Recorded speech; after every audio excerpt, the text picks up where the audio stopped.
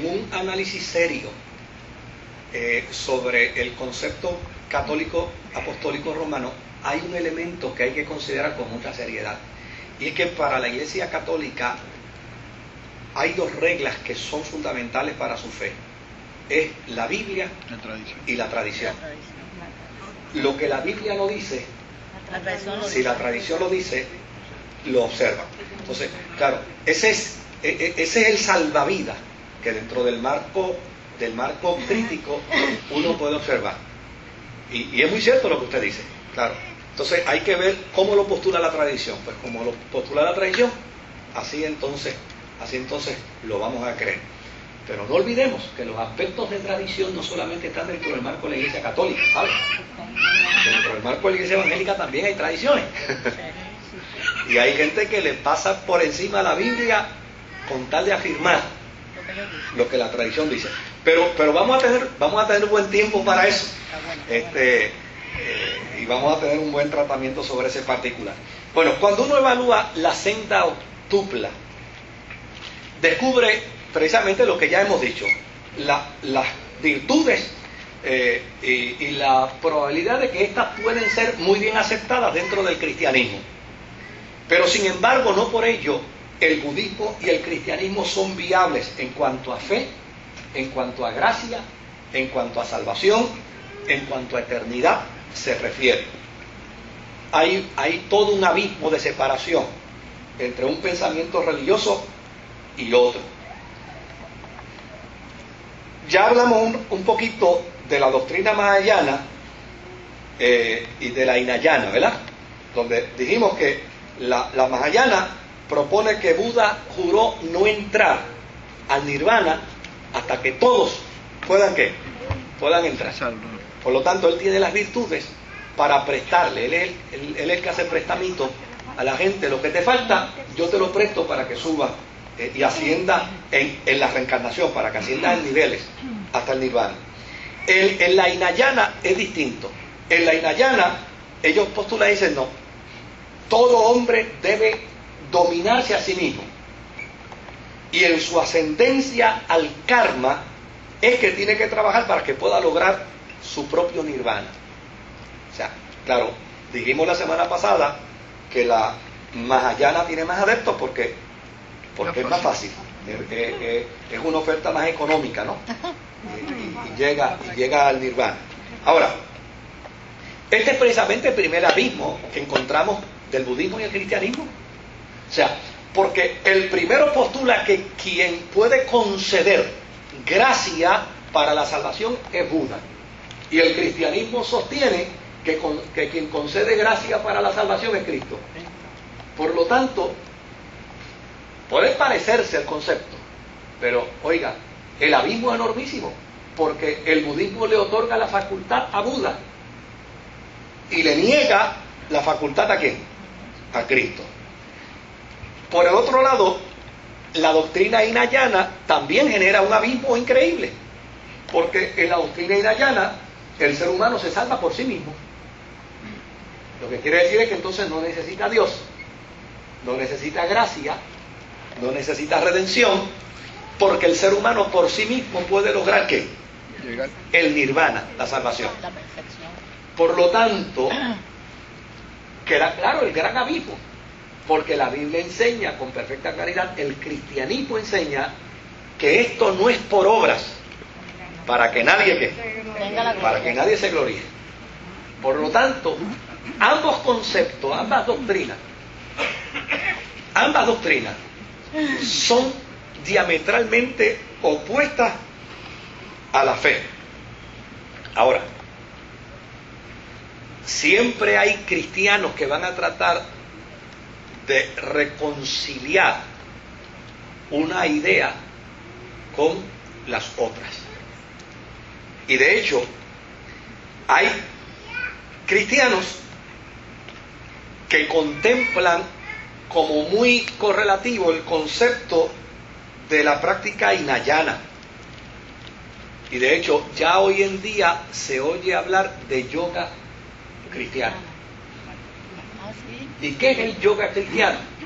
El yoga cristiano es un sincretismo donde le hacen saber a la persona que mediante una experiencia donde no se separa de Cristo, pero sí se introduce ¿a dónde? A la contemplación. Y como resultado de la meditación contemplativa, alcanza ¿qué? Alcanza su nirvana. Oiga, esto contradice totalmente la fe. Contradice totalmente la fe. A esto me gustaría usar una expresión de la Escritura que dice: un poquito de levadura leuda toda la masa. O sea, es imposible que la fe cristiana postule la doctrina de el norte de Asia, la doctrina hinayana, donde dice, mira, hay un zen cristiano, hay un zen, el zen cristiano.